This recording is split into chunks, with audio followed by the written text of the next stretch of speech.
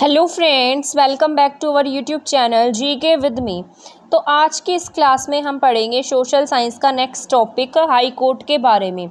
जैसा कि आपको पता है, इससे पहले मैंने आपको बहुत सारी क्लासेस सोशल साइंस की करा दी हैं। बस हमारी 2-3 क्लासेस में सोशल साइंस के जो टॉपिक्स हैं वो सारे कंप्लीट हो जाएंगे। उसके बाद हम मॉडर्न हिस्ट्री स्टार्ट कर देंगे, ठीक है। अगर आपने हमारी वो क्लासेस नहीं देखी हैं तो प्लेलिस्ट बनी हुई है, प्लेलिस्ट पर जाकर आप चेक कर सकते हैं, आपको सारी क्लासेस मिल जाएंगी। साथ साथ जनरल अवेयरनेस की भी प्लेलिस्ट मिल जाएगी आपको, उसमें स्टैटिक और जनरल अवेयरनेस देखने को मिलेगा। तो स्टार्ट कर देते हैं हमारी आज की क्लास। चाहे आप कोई भी एग्ज़ाम की तैयारी कर रहे हैं, सभी एग्ज़ाम के पॉइंट ऑफ व्यू से क्लास ज़रूरी रहेगी। चाहे आप चंडीगढ़ पीआरटी की तैयारी कर रहे हैं, DSSB कोई भी SSC का एग्ज़ाम दे रहे हैं या हरियाणा का कोई भी एग्ज़ाम दे रहे हैं, सभी एग्ज़ाम के पॉइंट ऑफ व्यू से ये क्लास ज़रूरी रहने वाली है। तो इससे पहले मैंने आपको सुप्रीम कोर्ट के बारे में पढ़ाया था, आज हम पढ़ेंगे हाई कोर्ट के बारे में। जैसे आपके देश में सुप्रीम कोर्ट होता है, इससे जो बड़ा है वो, मतलब इससे ज़्यादा अपीलिएट हम कहीं नहीं कर सकते हैं, या ऐसा कह सकते हैं कि ये क्या है, सर्वोच्च है। लेकिन हाई कोर्ट जो है ये कहाँ पर होता है, स्टेट में होता है, ये स्टेट का सर्वोच्च होता है। इसके अलावा हम कहाँ जा सकते हैं, सुप्रीम कोर्ट में जा सकते हैं। मान लीजिए अगर हम हाई कोर्ट के फैसले से एक तरीके से एग्री नहीं करते हैं तो हम किसकी शरण ले सकते हैं, सुप्रीम कोर्ट की शरण ले सकते हैं। तो जो आपका हाई कोर्ट है इसका जिक्र आर्टिकल 214 में किया गया है। 214 आर्टिकल जो है इसके अनुसार ऐसा कहा गया है कि प्रत्येक राज्य के लिए एक क्या होगा, हाई कोर्ट होगा, यानी कि हर स्टेट का क्या होगा, अपना हाई कोर्ट होगा। लेकिन जो संसद है वो विधि के द्वारा क्या कर सकती है, 2 या 2 से अधिक राज्य और किसी यूटी के लिए एक ही उच्च न्यायालय स्थापित कर सकती है। यानी कि यहाँ पर कहने का मतलब है कि मतलब हर स्टेट का क्या होगा, एक हाई कोर्ट होगा। लेकिन अगर संसद चाहे तो कानून बनाकर क्या करेगी, मतलब उसको ऐसा लगे कि यहाँ पर हाई कोर्ट अलग से बनाने की नीड नहीं है, तो वो 2 या 2 से अधिक स्टेट्स का क्या कर देगी, एक हाई कोर्ट बना देगी, या फिर उसमें यूटी भी शामिल हो सकती है। इसका बेस्ट एग्जाम्पल हरियाणा, चंडीगढ़ और पंजाब हम कह सकते हैं। इन तीनों का एक ही हाई कोर्ट है चंडीगढ़ में, ठीक है। Punjab and Haryana high court के नाम से हम इसे जानते हैं। इसके बाद हाई कोर्ट क्या होगा, हाई कोर्ट जो है ये किसी भी स्टेट का शीर्ष न्यायालय होता है। मैंने अभी बताया आपको, स्टेट में सबसे ऊपर की श्रेणी पर क्या होता है, हाई कोर्ट होता है, जिसकी अवमानना पर क्या किया जा सकता है, दंडित भी किया जा सकता है। यानी कि आपने इसकी अवमानना कर दी या इसका कोई ऑर्डर नहीं माना तो आप क्या हो सकते हैं, इसके लिए दंडित भी हो सकते हैं। आज की डेट में आपके देश में टोटल कितनी ऐसी स्टेट है जहाँ पर हाई कोर्ट है, तो आपके 25 हाई कोर्ट एट प्रेजेंट है, ठीक है। 2 यूनियन टेरिटरी अलग हैं जिनके अपने हाई कोर्ट हैं, लेकिन स्टेट की बात की जाए तो 25 स्टेट्स में क्या है, आपका हाई कोर्ट है। और टोटल स्टेट्स कितनी हैं आपके, 29 स्टेट्स हैं। और यूनियन टेरिटरी की बात की जाए तो आपके यहाँ मैंने ये डाटा मतलब पुराने वाला लिख दिया, 28 स्टेट और यहाँ पर 8 क्या है, यूनियन टेरिटरी है। तो इसको ठीक कर लेना, 28 स्टेट्स प्लस 8 यूटी है, उसमें से 25 टोटल आज की डेट में क्या है, आपके हाई कोर्ट है, ठीक है। इसके बाद हम चलते हैं नेक्स्ट पॉइंट पर हमारे, इसका गठन किस प्रकार किया जाता है। तो आर्टिकल 216 के तहत इसमें ऐसा लिखा गया है कि प्रत्येक हाई कोर्ट का गठन किसके द्वारा होगा, एक मुख्य न्यायाधीश के द्वारा तथा अन्य न्यायाधीशों से मिलकर होगा, जो किसके द्वारा निर्धारित किए जाएंगे, आपके प्रेसिडेंट यानी कि राष्ट्रपति जी के द्वारा निर्धारित किए जाएंगे। इसमें ऐसा कहा गया है कि हर स्टेट का क्या होगा, अपना हाई कोर्ट होगा, उसमें एक क्या होंगे, चीफ जस्टिस होंगे, और चीफ जस्टिस के साथ साथ अन्य न्यायाधीश भी इसमें शामिल होंगे। जैसे आपकी फैमिली होती है, फैमिली में क्या होता है, एक मुखिया होता है, मुखिया के साथ साथ अदर फैमिली मेंबर्स भी होते हैं। मान लीजिए किसी फैमिली में सिर्फ मुखिया और फैमिली मेंबर्स नहीं है तो फैमिली नहीं मानी जाती। उसी तरीके से जो आपका हाई कोर्ट है इसको भी अदर जजेस की नीड होती है, तो यहाँ पर एक मुख्य न्यायाधीश होंगे और साथ साथ अन्य न्यायाधीशों की भी ज़रूरत होगी। और ये सभी किसके द्वारा निर्धारित किए जाएंगे, आपके प्रेसिडेंट के द्वारा निर्धारित किए जाएंगे, ठीक है। इसके बाद यहाँ पर योग्यताएं लिखी हैं मैंने। इसकी योग्यता है कि ये भारत का क्या होना चाहिए, नागरिक होना चाहिए, भारत के राज्य क्षेत्र में कम से कम 10 साल तक न्यायाधीश के पद पर काम कर चुका हो। तो भारत का नागरिक, ये तो हर जगह ही कंडीशन लागू होती है आपकी, चाहे आप किसी की भी योग्यताएं पढ़ते हैं उसमें सबसे पहली लाइन यही लिखी होती है कि वो क्या हो, भारत का नागरिक हो।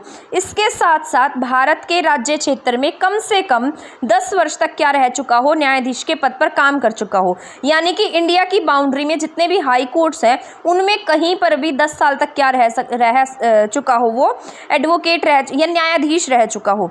किसी हाई कोर्ट में कम से कम 10 साल तक अधिवक्ता रह चुका हो, या तो न्यायाधीश रह चुका हो या अधिवक्ता रह चुका हो, तभी वो क्या बन पाएगा, हाई कोर्ट का मतलब मेंबर बन सकता है। इसके बाद में है इंपॉर्टेंट पॉइंट्स मैंने यहाँ पर लिखे हैं। वैसे आपके यहाँ पर जो ये हाई कोर्ट है, सबसे पहले हाई कोर्ट की स्थापना कहाँ पर की गई थी? आपको पता है सुप्रीम कोर्ट की स्थापना रेगुलेटिंग एक्ट 1773 के साथ में की गई थी, लेकिन आपके यहाँ पर जो हाई कोर्ट की स्थापना है 1862 में की गई। कब की गई है? 1862 में। और 3 इकट्ठे हाई कोर्ट की स्थापना हुई थी, उसमें से बम्बई, कलकत्ता और मद्रास। सबसे पहले कलकत्ता हाई कोर्ट बनाया गया था और उसी साल बम्बई और मद्रास हाई कोर्ट भी बनाए गए, इसलिए हम इसे कह देते हैं कि इनकी जो स्थापना है वो एक साथ हुई है। लेकिन अगर आपसे इन तीनों में से पूछा जाए कि सबसे पहला हाई कोर्ट कौन सा बना था, तब आपको कलकत्ता टिक करना होगा। इसके ईयर्स भी पूछे गए हैं, तो 1862 में इनका गठन हुआ था। जबकि मणिपुर, मेघालय, त्रिपुरा में अलग अलग हाई कोर्ट की स्थापना कब हुई है? 2013 में हुई है। इसके बाद में आपके जो तेलंगाना और आंध्र प्रदेश है, ये जब अलग हुए थे तो इनका अलग से हाई कोर्ट बना दिया गया। लेकिन इससे पहले 2013 में इनका जो मणिपुर है, मेघालय है और त्रिपुरा है, इन तीनों का एक ही हाई कोर्ट था। लेकिन आज जब आप देखेंगे तो इन तीनों के हाई कोर्ट एक मतलब अलग अलग हैं। ठीक है, तो सबसे पुराने बम्बई, कलकत्ता और मद्रास है। लेकिन अब नए की बात की जाए तो आंध्र प्रदेश हमें टिक करना होगा, क्योंकि वो तेलंगाना और आंध्र प्रदेश एक दूसरे से अलग हो गए थे। अमरावती हाई कोर्ट के नाम से हम उसे जानते हैं। अब बात कर लेते हैं नियुक्ति की। ठीक है, भारत मतलब यहाँ पर जो हाई कोर्ट के मुख्य न्यायाधीश होते हैं उनकी नियुक्ति किस तरीके से की जाती है? भारत के सीजीआई से तथा उस राज्य के राज्यपाल से परामर्श लेकर भारत के राष्ट्रपति क्या करते हैं? हाई कोर्ट के मुख्य न्यायाधीश की नियुक्ति करते हैं। तो भारत के जो सीजीआई हैं, यानी कि भारत के जो चीफ जस्टिस ऑफ इंडिया हैं, उनसे तथा उस राज्य के राज्यपाल से परामर्श लेकर भारत के राष्ट्रपति क्या करेंगे? इनकी मतलब एक तरीके से नियुक्ति करते हैं। ठीक है, तो ये आपको याद रखना है। भारत के सीजीआई से और उस राज्य के राज्यपाल से क्या करेंगे? डिस्कशन करेंगे, उसके बाद में उनकी नियुक्ति की जाएगी। तथा हाई कोर्ट के अन्य जजेस की नियुक्ति राष्ट्रपति राज्य के मुख्य न्यायाधीश से लेकर करते हैं। तो ये बात भी याद रख लेनी है आपको। हाई कोर्ट के अन्य जजेस की नियुक्ति कौन करेंगे? यहाँ पर राष्ट्रपति। ठीक है, इनकी नियुक्ति किसके द्वारा की जाएगी? राष्ट्रपति जी के द्वारा की जाएगी। लेकिन अगर शपथ की बात की जाए तो शपथ इन्हें दिलाने का काम करते हैं उस स्टेट के राज्यपाल। तो ये बात भी याद रख लेनी है। शपथ को मैंने आगे लिखा है। इनकी जो शपथ है वो कौन दिलाएंगे? हाई कोर्ट के न्यायाधीशों को शपथ दिलाने का काम कौन करते हैं? उस स्टेट के राज्यपाल करते हैं।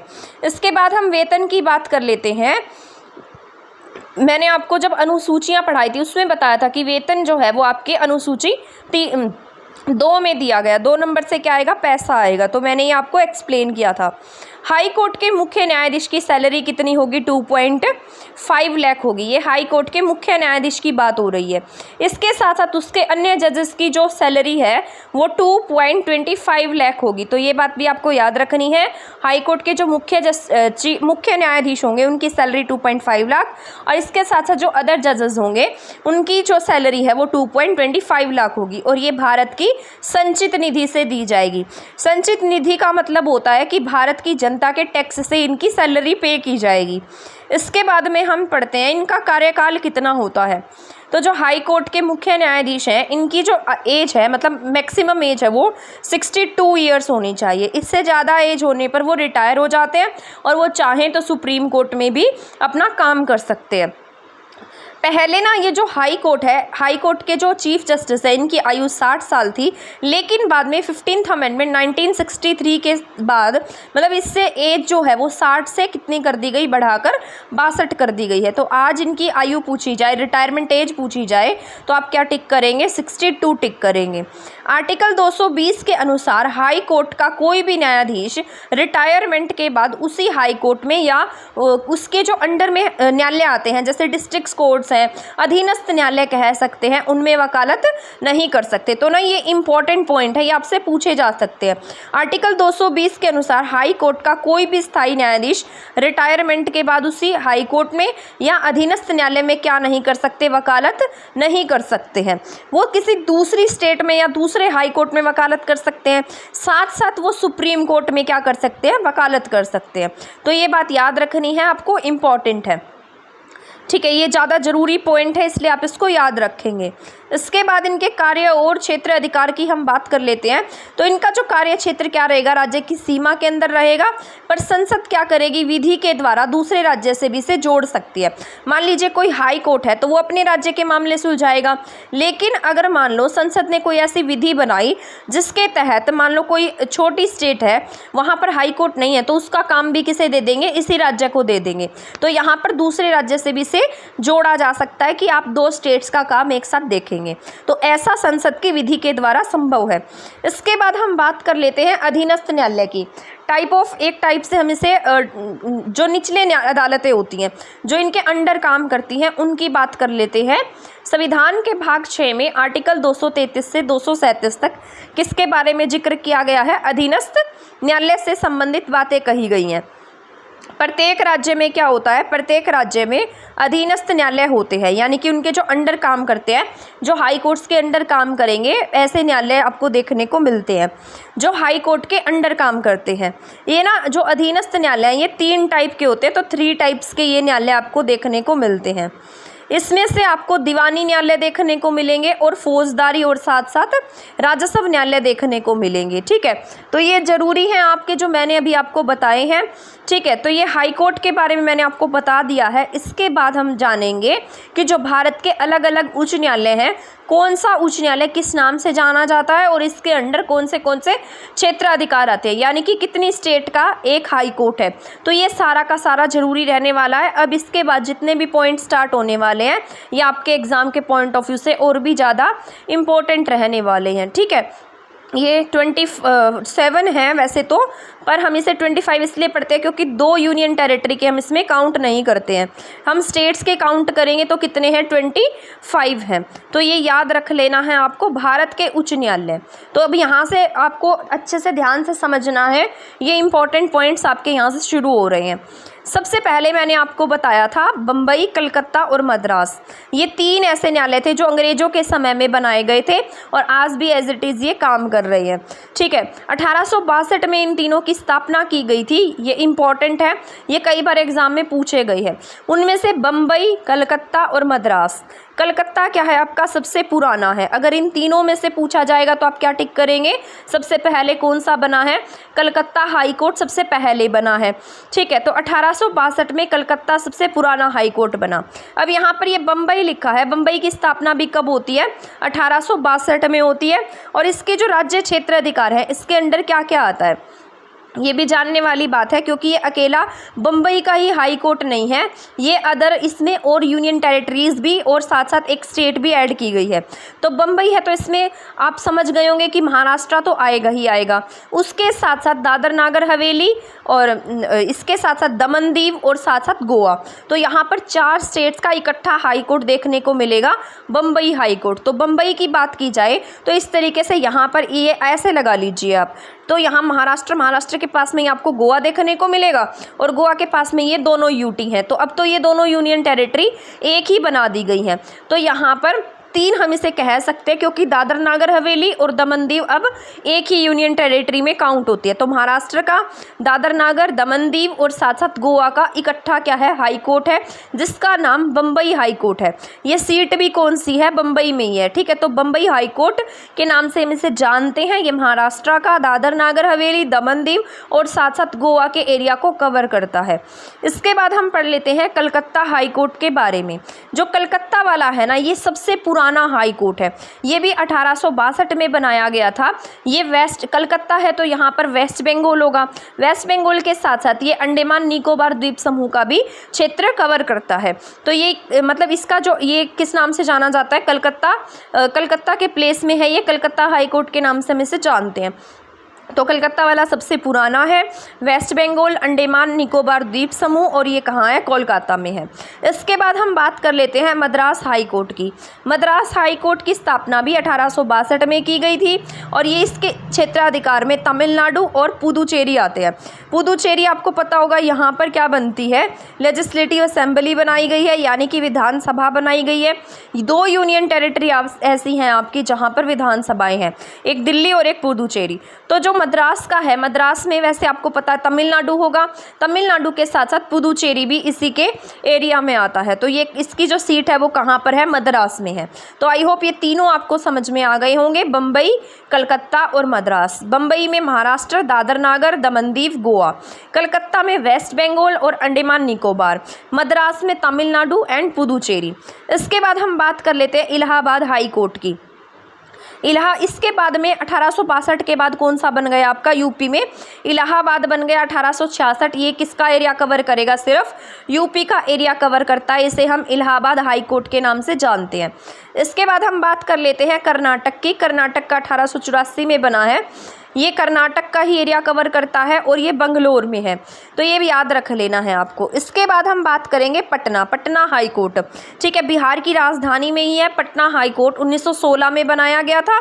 इसे हम किस नाम से जानेंगे, पटना हाई कोर्ट के नाम से ही जानते हैं। तो इसकी सीट कहाँ पर है, ये पटना में है। तो यानी कि इसकी राजधानी में ही क्या बनाया गया है, इसका हाई कोर्ट है। कर्नाटक वाला भी उसी की राजधानी में है। ठीक है, तो ये याद रख लेनी है बातें आपको। ऐसा पूछा जा सकता है कि बताइए कौन सा ऐसा हाई कोर्ट है जो उसकी राजधानी में ना होकर कहीं दूसरी जगह पर बनाया गया है। इसके बाद हम बात कर लेते हैं गुवाहाटी की। ठीक है, असम की राजधानी है गुवाहाटी। तो गुवाहाटी का कब बना है, 1948 में। आज़ादी के बाद बनने वाला पहला हाई कोर्ट गुवाहाटी। 1947 में हमारा देश आज़ाद हुआ, उसके बाद में आपका हाई कोर्ट कौन सा बना है, गुवाहाटी का, 1948 में। इसके क्षेत्राधिकार में कौन सी स्टेट्स आती हैं आपको पता है। नॉर्थ ईस्टर्न स्टेट्स जो हैं ये बहुत ज़्यादा बड़ी स्टेट्स नहीं है, यहाँ पर जनसंख्या भी ज़्यादा नहीं है, तो इनके ना संयुक्त रूप से हाई कोर्ट बना दिए गए हैं। ठीक है, तो यहाँ पर असम, नागालैंड, मिज़ोरम एंड अरुणाचल प्रदेश। तो गुवाहाटी वाला जो है वो 4 स्टेट्स का एक साथ है, असम का, नागालैंड का, मिज़ो का और अरुणाचल प्रदेश का। एक इसका नाम क्या है, गुवाहाटी हाई कोर्ट के नाम से हम इसे जानते हैं। वैसे इसकी बेंचेस अलग अलग जगह होती हैं, तो वो भी आपको एक बार देख लेनी है। तो गुवाहाटी का 1948 में असम, नागालैंड, मिज़ोरम, अरुणाचल प्रदेश और गुवाहाटी। वैसे इतना ही सफिशिएंट रहेगा जितना मैं आपको करा रही हूँ। इसके बाद है उड़ीसा। उड़ीसा का भी 1948 में बनाया गया। कहाँ पर है ये, उड़ीसा का क्षेत्र कवर करता है और ये कटक यानी कि इसकी राजधानी में है, कटक में। ठीक है, तो उड़ीसा के अंडर सिर्फ उड़ीसा का ही क्षेत्राधिकार आता है और ये इसकी राजधानी कटक में बनाया गया है। इसके बाद हम बात कर लेते हैं राजस्थान की। मोस्ट इम्पॉर्टेंट है, बहुत ज़रूरी है ये राजस्थान वाला। राजस्थान का 1949 में बनाया गया था, राजस्थान का एरिया कवर करता है और कहाँ पर है, जोधपुर में है। ये जयपुर में ना होकर कहाँ है, जोधपुर में है। तो ये इसकी राजधानी में ना होकर कहाँ पर है, जोधपुर में है। तो ये याद रखना है, राजस्थान में ना होकर कहाँ, मतलब उसकी कैपिटल जयपुर में ना होकर कहाँ पर बनाया गया, जोधपुर में बनाया गया है। इसके बाद हम बात कर लेते हैं मध्य प्रदेश की। मध्य प्रदेश का 1956 में बनाया गया था। मध्य प्रदेश ये कहाँ पर है, इसकी खंडपीठ जबलपुर में है।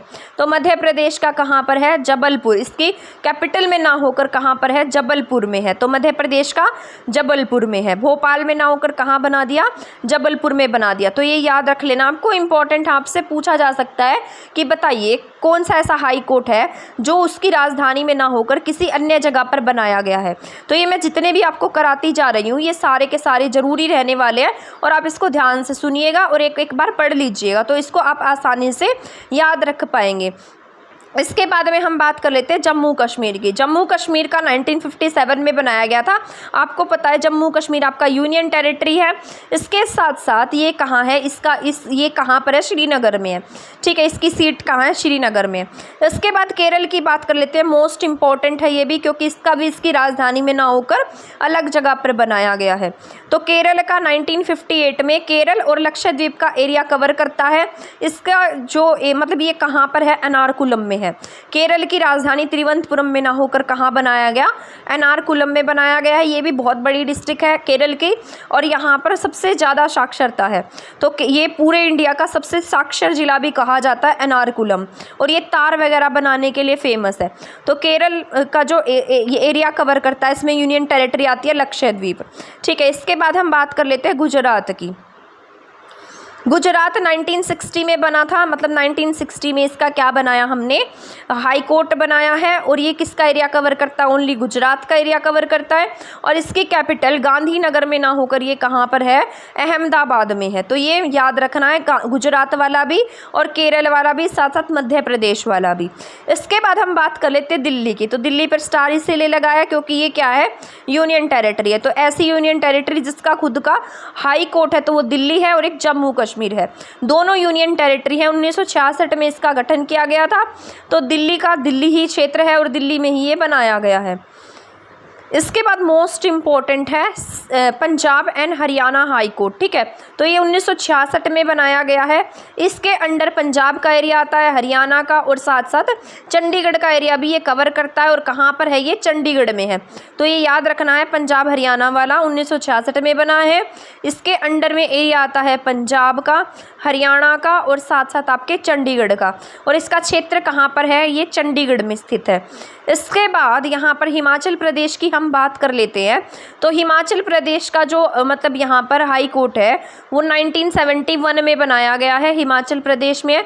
लेकिन इसके क्षेत्र की बात की जाए कि कहाँ पर स्थापित है, तो शिमला में स्थापित किया गया। तो हिमाचल प्रदेश का कहाँ है, शिमला में है। 1971 में बनाया गया था हिमाचल प्रदेश का। इसके बाद हम बात कर लेते हैं सिक्किम की।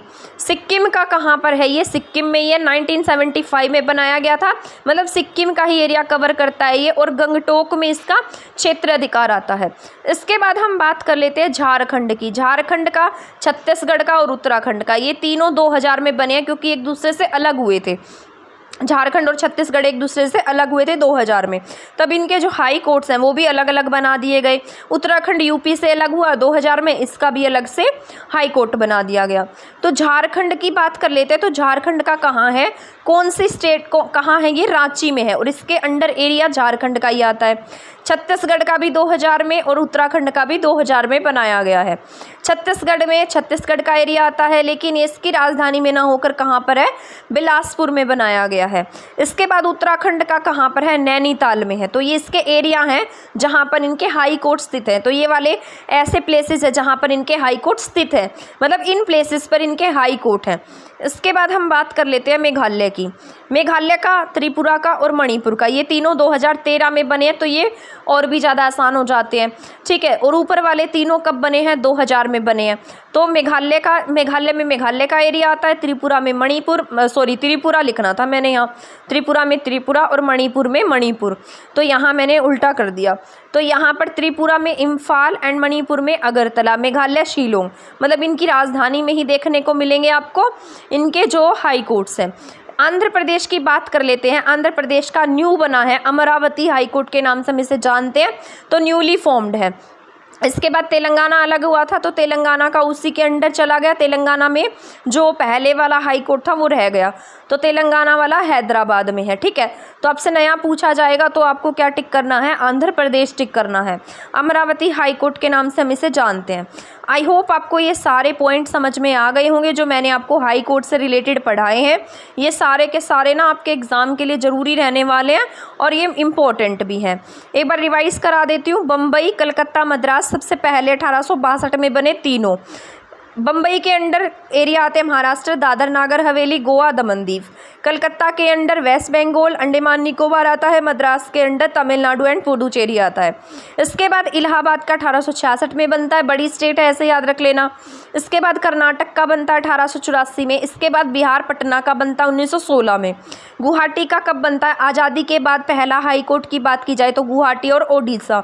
राजस्थान का इसके बाद राजस्थान का बन जाता है 1949 में। इसके बाद मध्य प्रदेश का 1956, उसके बाद जम्मू कश्मीर 1957, उसके बाद केरल 1958 एंड देन गुजरात 1960। ठीक है, दिल्ली का आप सभी को पता है 1966 में बनेगा। ये इम्पोर्टेंट भी है दिल्ली वाला। दिल्ली एक ऐसी यूनियन टेरिटरी है जिसका खुद का हाई कोर्ट है, साथ साथ जम्मू कश्मीर का भी खुद का हाई कोर्ट है। इसके बाद पंजाब एंड हरियाणा अलग हुए थे इस दिन 1966 में, तो इनके हाई कोर्ट भी अलग अलग, मतलब इनका संयुक्त रूप से हाई कोर्ट बना दिया गया क्योंकि इनकी जो कैपिटल है वो भी एक है। तो इसके अंडर पंजाब आता है, हरियाणा आता है और चंडीगढ़ आता है। हिमाचल प्रदेश का हिमाचल प्रदेश, सिक्किम का सिक्किम, झारखंड का झारखंड, छत्तीसगढ़ का छत्तीसगढ़, और उत्तराखंड का उत्तराखंड, ठीक है। तो ये तीनों कब बने हैं, ये नीचे वाले 2000 में बने हैं। इसके बाद में हम बात कर लेते हैं मेघ त्रिमणि की। मेघ त्रिमणि 2013 में बने हैं, आंध्र प्रदेश 2019 में, और तेलंगाना ये अलग हुए हैं आपस में, ठीक है। तो न्यूली फॉर्म्ड पूछा जाएगा तो आपको आंध्र प्रदेश ही टिक करना होगा, ठीक है। तो आज की क्लास हमारी यहीं पर ख़त्म हो गई है। आई होप आपको ये क्लास पसंद आई होगी, समझ में आई होगी। अगर आप और इसी तरीके से हमारी क्लासेस देखना चाहते हो तो चैनल के साथ बने रहें। और इसके बाद में 2-3 क्लासेस और होने वाली हैं एसएसटी की, एंड देन आपकी पॉलिटी की एसएसटी में। तो आपकी पॉलिटी जो है ना वो तो ख़त्म हो जाएगी। इसके बाद मैं आपको मॉडर्न हिस्ट्री स्टार्ट करा दूँगी, क्योंकि मॉडर्न हिस्ट्री में से चांसेस रहते हैं क्वेश्चंस आने के, ठीक है। जैसे जैसे ये सिलेबस ख़त्म होता जाएगा मैं आगे और टॉपिक्स आपको कराती जाऊँगी। मुझे जैसे जितना भी टाइम लगता है ना मैं आपकी क्लास ज़रूर बनाती हूँ। तो इसी तरीके से हमारे चैनल के साथ बने रहिए। अगर आपने हमारा चैनल सब्सक्राइब नहीं किया है तो प्लीज़ सब्सक्राइब कर दीजिए। अगर वीडियो को शेयर नहीं किया है तो शेयर भी कर दीजिए। मिलेंगे नेक्स्ट वीडियो में नेक्स्ट टॉपिक के साथ, तब तक के लिए थैंक यू, धन्यवाद।